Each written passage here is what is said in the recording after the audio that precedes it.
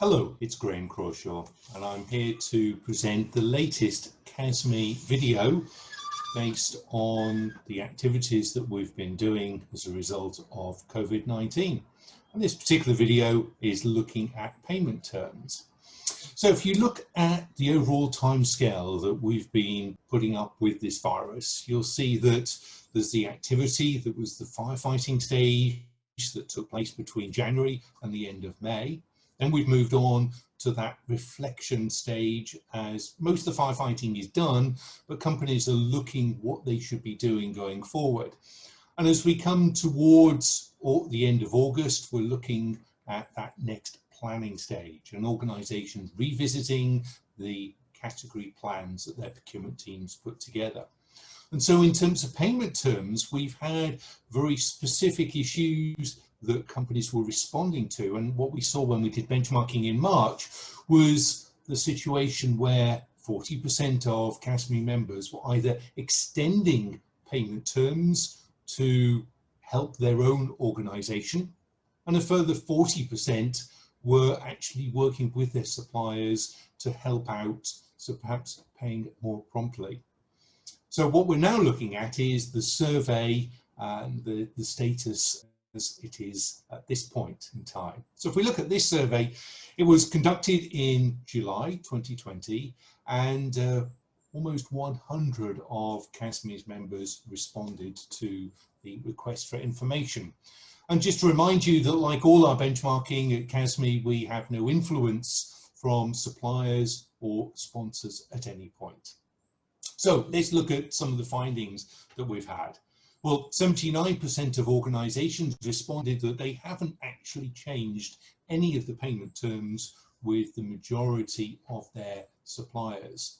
Now, we have seen the situation that suppliers have requested prompt payment, and that's been experienced by 40% of the respondents. And it's worth highlighting, as mentioned by a number of people, that, of course, by law, there are some maximums that need to be paid, and that depends where you are in the world, different countries, different regulations. The graph that you can see is showing how everyone responded as to what they are now doing in terms of the number of days from the date printed on the invoice that they're paying their suppliers. Not surprisingly, 42% at 60 days is a consistent theme that we've seen over the last few years.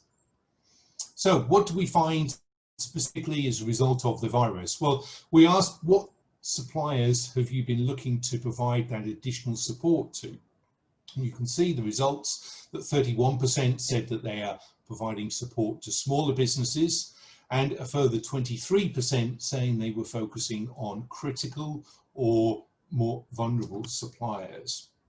In terms of which suppliers have been impacted the most, then it tends to be those that we've seen are impacted by the virus. So the changes that we've seen in terms of travel, meeting and events, and also in terms of marketing.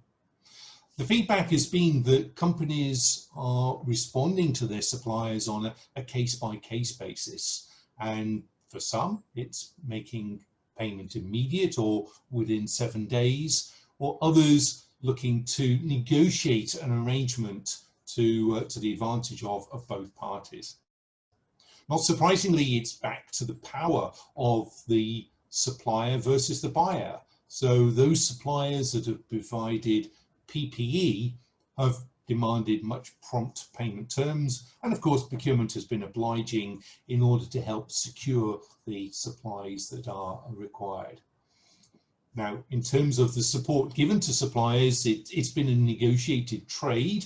So we've seen situations like invoice discounting or using supply chain financing as a tool and mechanism to get value still for the buying organisation, but also supporting the supplier.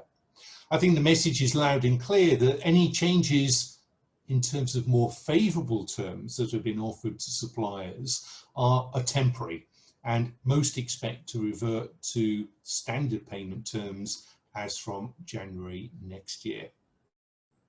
We also asked, how frequently are you running payments to suppliers, and most companies, 50%, in fact, are now saying that they do weekly payment runs. In terms of the support that CASME has been given to the response to the virus, then check out the other specific benchmarking that we've been carrying out, and you'll be able to find all the reports on our specific COVID-19 category dashboard, which is on the Resource Centre. If you'd like more information, then don't hesitate to contact your client services representative. Until the next video, many thanks. Goodbye.